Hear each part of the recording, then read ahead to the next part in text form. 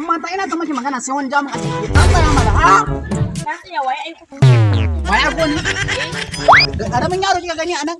Ni na zo gurin ki bani lamba. San ki da ganin ki na ji zuciya ta kin tafi da Lamba. Mun sha maki Allah. Kai baka ji kunya baka ga inda kake ba? Oke saboda mahaukaci ne zan ji kunya. Ai ni tsami ma kake da Allah fara. Allah ya manta ki man lamba ta. Oke saboda ban yi wanka ba shekaran jiya ne kawai ban yi wanka ba. Ai mata.